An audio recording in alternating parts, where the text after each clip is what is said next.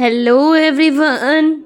Welcome to my channel. Let's start. So today I am here with a new video and आज के इस video में हम आज के 10 क्वेश्चंस करेंगे पैडागोजी के. So चलिए स्टार्ट करते हैं हम अपनी आज की video. Your first question is gender discrimination in a classroom. अगर जेंडर डिस्क्रिमिनेशन हो रहा है क्लासरूम में does not affect the performance of the student. इसका कोई इम्पैक्ट नहीं पड़ेगा बच्चे की परफॉर्मेंस पे. may lead to diminished effort or performance of students. Diminish negative affect पड़ेगा मतलब बच्चे की परफॉर्मेंस में. may lead to enhance effort or performance of the male student. Male student की परफॉर्मेंस enhance होगी मतलब इम्प्रूवमेंट होगी. is done more by the male teacher than their female counterparts. वो ज़्यादातर मेल टीचर द्वारा होगा in comparison to female counterparts. तो gender discrimination classroom में होता है तो इसका क्या इम्पैक्ट पड़ेगा आप बताइए जल्दी से. कौन सा ऑप्शन होगा जो करेक्ट होगा अकॉर्डिंग टू यू. इस क्वेश्चन के अकॉर्डिंग कौन सा ऑप्शन करेक्ट होगा जल्दी से कमेंट सेक्शन में बताएंगे. यस जो करेक्ट ऑप्शन होगा वो होगा बी. कहीं ना कहीं इसका नेगेटिव इम्पैक्ट स्टूडेंट्स की परफॉर्मेंस पे पड़ेगा ही पड़ेगा. Which one Which one of the following is an example of learning style? Learning style का example कौन सा है? Visual, acroal, factual, tactual. Learning करा रहे हो तो उसमें किस तरह का मेथड आप यूज़ कर सकते हो. इनमें से कौन सा ऑप्शन है जो करेक्ट होगा जल्दी से कमेंट में बताएंगे कि कौन सा वाला जो पॉइंट है वो एक लर्निंग स्टाइल में हेल्पफुल रहेगा, एग्जाम्पल होगा लर्निंग स्टाइल का. वैसे तो आपको पता ही होगा इसमें सबसे इजी क्या है.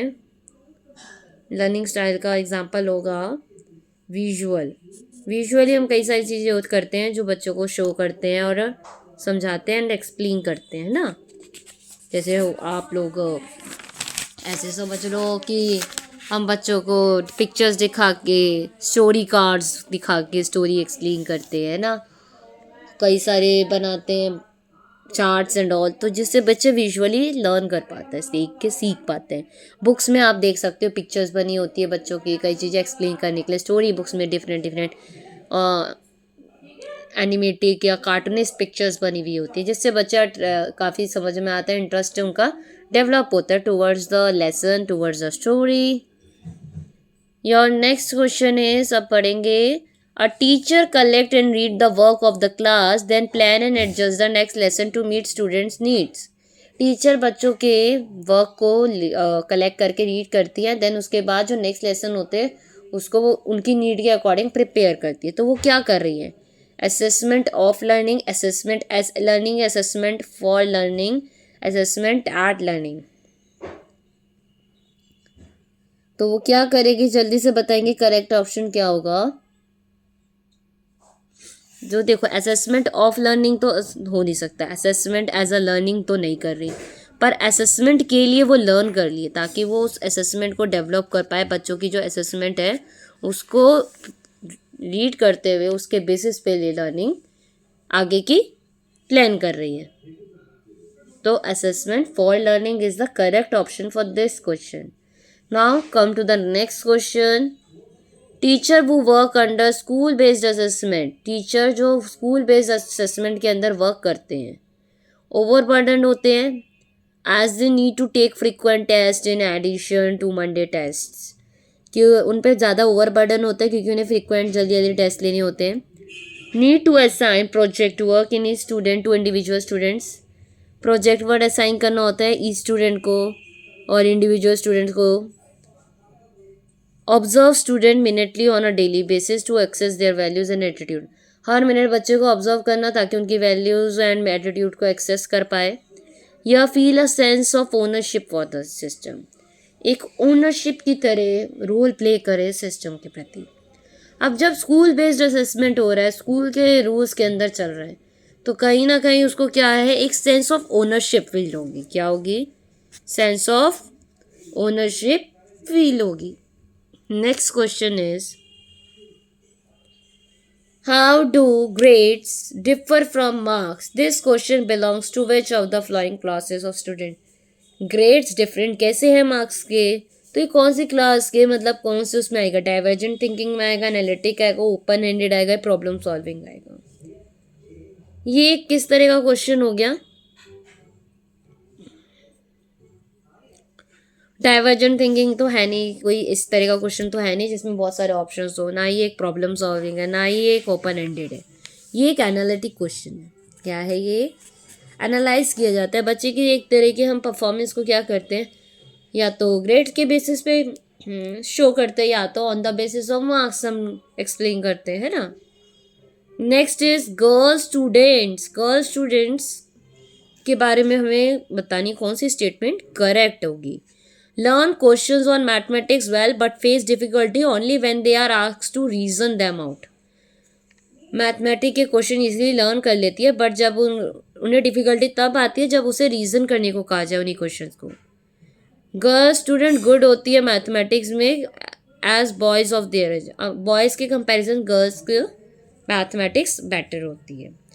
Performs less competently in special concept than boys of their as.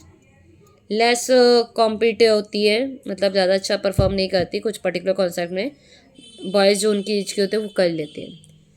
Girl student possess more linguistic and musical abilities, कि उनमें ज़्यादा लिंग्विस्टिक एंड म्यूजिकल एबिलिटीज़ होती हैं। तो ये पॉइंट ठीक नहीं होगा, और जो करेक्ट रहेगा,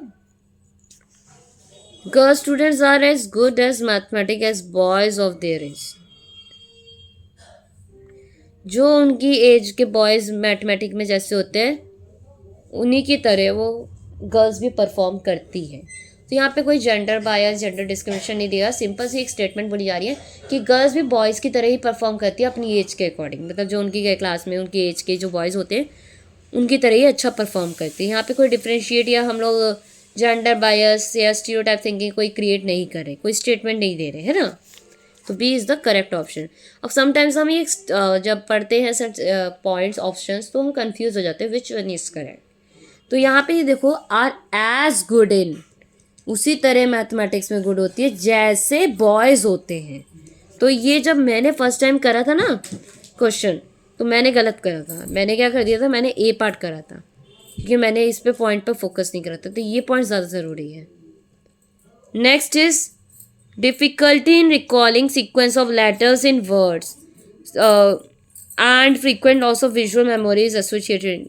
रिकॉल करने में लेटर के सीक्वेंस को, विजुअल मेमोरी का लॉस, ये किससे होता है? Dyslexia, dyscalculia, dysgraphia, dyspraxia. काफ़ी ईजी है, रीडिंग से प्रॉब्लम है तो क्या आंसर होगा? Dyslexia. Education of all in schools for all could be a tagline for which of the, कि स्कूल में सबके लिए एजुकेशन है, तो ये cohesive education, inclusive education, cooperative या एक्सक्लूसिव। तो जब भी सबको इन्वॉल्व किया जाता है तो वो किसके लिए बोला जाता है, किस तरह की एजुकेशन है? Inclusive education. किस तरह की एजुकेशन आ जाती है ये हमारी? Inclusive education. Fluency, elaboration, originality and flexibility are the factors associated with. Fluency रहना, एलैबोरेशन, ओरिजिनलिटी, फ्लेक्सिबिलिटी, ये सारे फैक्टर्स है किसी में। तो ये टैलेंट है, गिफ्टेडनेस है, डाइवर्जेंट थिंकिंग है, एक्सेलरेशन है। जल्दी से बताएंगे तो जो करेक्ट ऑप्शन होगा ये गिफ्टेडनेस है, कि एक पर्टिकुलर बच्चे में सारे टैलेंट है, मतलब ये सारी खूबियाँ हैं। टैलेंट तो एक पर्टिकुलर चीज़ में हो गया, है ना, तो ये गिफ्टेडनेस कहलाएगा। Next last question of the today video is gifted students may be asked to spend more time on questions dealing with. Gifted students होते हैं उनको ज़्यादा टाइम कहा जाता है कि स्पेंड करें किस तरह के क्वेश्चंस में? Remembering, understanding, creating, analysing. किस तरह के क्वेश्चंस में सबसे ज़्यादा टाइम स्पेंड किया जाएगा? इसका आंसर आप मुझे कमेंट सेक्शन में देंगे कि इनमें से कौन सा पॉइंट है जो करेक्ट होगा, जो गिफ्टेड स्टूडेंट्स के हम बोलते हैं कि इस चीज़ में ज़्यादा स्पेंड करते हैं वो टाइम। आंसर बताएंगे। एंड आज की वीडियो में हमने जितने क्वेश्चंस करे हैं, कितने आपके करेक्ट निकले हैं, वो आप मुझे बताएंगे। एंड इस क्वेश्चन का आंसर मैं आपको नेक्स्ट वीडियो में दूंगी कि इसका आंसर क्या है। एंड जिसको भी पता है कमेंट सेक्शन में ज़रूर बताएं कि इसका करेक्ट ऑप्शन क्या होगा, ए, बी, सी या डी। सो ये थी आपकी आज की वीडियो एंड यहीं पे एंड होती है। अब नेक्स्ट वीडियो में हम नेक्स्ट 10 क्वेश्चंस करेंगे। आई होप आपको समझ आई होगी आज की वीडियो और हेल्पफुल रही होगी। वीडियो अच्छी लगी हो तो लाइक शेयर तो कर ही दीजिएगा एंड जाने से पहले मेरे चैनल को सब्सक्राइब कर दीजिए ताकि और भी जो मैं पैडागोजी की वीडियोस अपने चैनल पे शेयर करने वाली हूँ आप लोगों के साथ, वो आप तक सबसे पहले पहुँच पाए। एंड कमेंट में ज़रूर बताइएगा इसका आंसर क्या होगा। वैसे तो काफ़ी इजी क्वेश्चन है, बट देखते हैं कितने स्टूडेंट्स हैं जो करेक्ट आंसर दे पाते हैं। सो आज के लिए इतना ही। Thank you so much everyone for watching my video. Bye bye everyone.